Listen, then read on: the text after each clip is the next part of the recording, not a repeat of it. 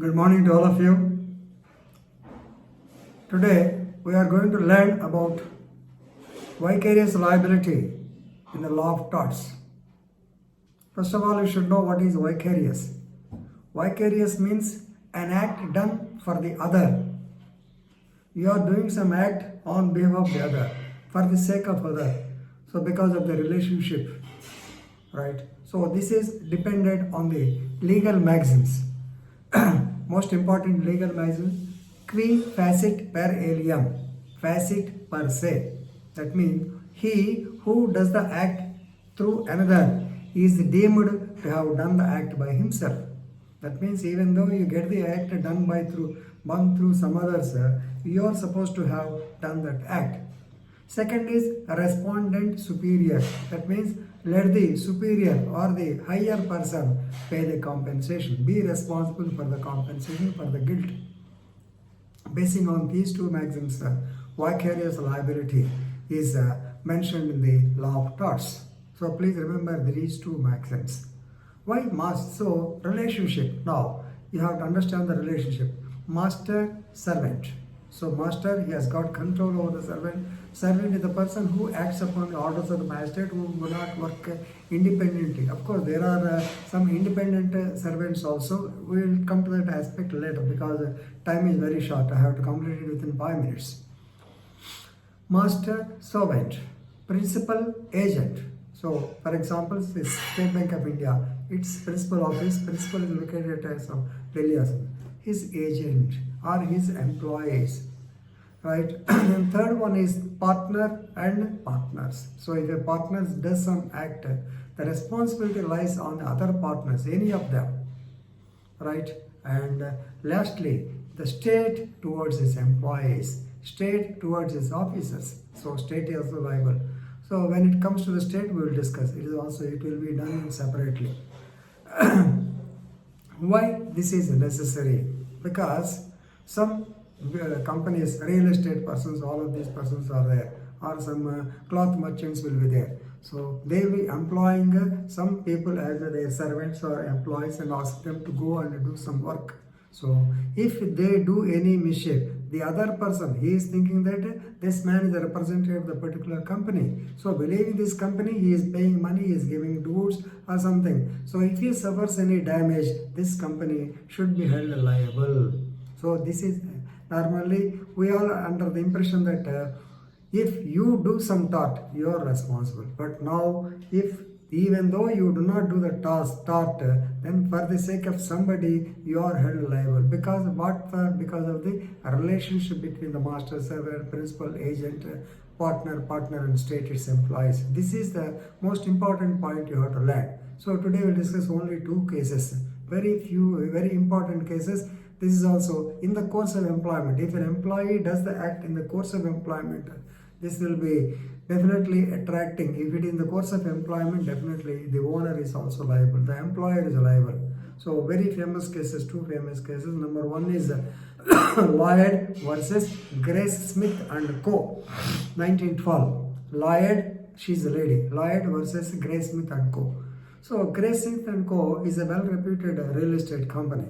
Mrs. Lloyd, she was having certain properties. She has become older. She wants to dispose those properties. She has gotten some 2 cottages which she is not able to manage. So she approached Grace Smith and Co. and asked them to see that they are disposed of, to dispose them.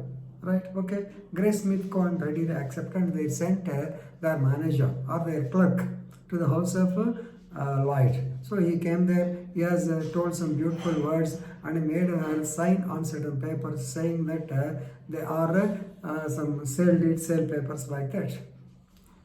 Then he also advised her on particular date you have to come to the sub-registrar office and get the signature, then only it is deemed sale. Like it. He said that he will get it at some reasonable rate.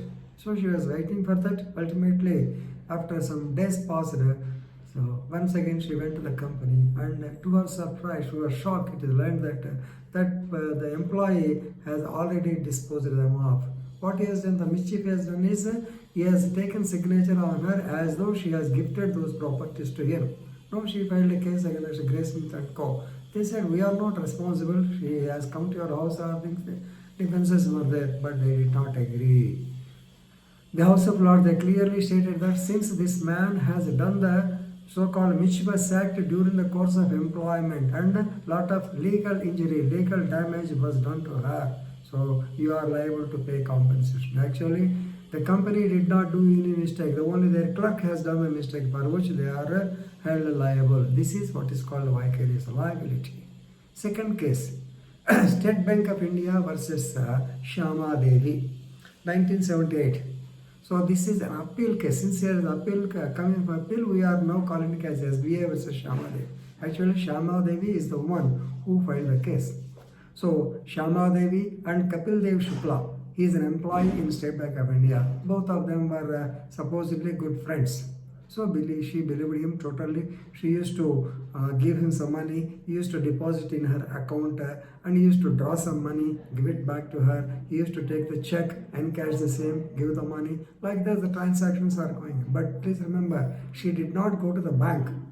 All these transactions are being done at her house because she believed him that he is a bank employee, and things were going on like that. So on one fine day, she has given the check and some amount to be deposited in the bank. With the check, some amount has to be drawn and given to her. But he did not do so. Ultimately, after waiting for some time, of course, normally he will be telling some cock and bull stories. After some time, she identified that she was cheated. Legal injury was done. Ultimately, she went to the bank and asked her that she will file the case. They did not care. Ultimately, she filed the case. Of course, the trial court has asked the SBI to pay the compensation. Ultimately, the SBI, because it's being a very very big organization, they approached the Supreme Court. The matter came to the Supreme Court. That's why you call it as SBI versus Shyama Devi, right? Supreme Court held that the entire transaction did not take place during the course of employment of that particular Kapil Dev Shukla. It's all happened inside the house. We don't know what happened. Suppose has she gone to the bank, has she entrusted the check to the so-and-so clerk, has she received the receipt or that challan, then definitely it has been accepted. The liability is there on the part of the State Bank of India as a master for the work done by its servants. But here, nothing of that such one. Since it is not in the course of employment, no compensation need be paid to her. Right? These two more important cases. Of course, is only one part of vicarious liability. Tomorrow we'll discuss some more cases. Thank you.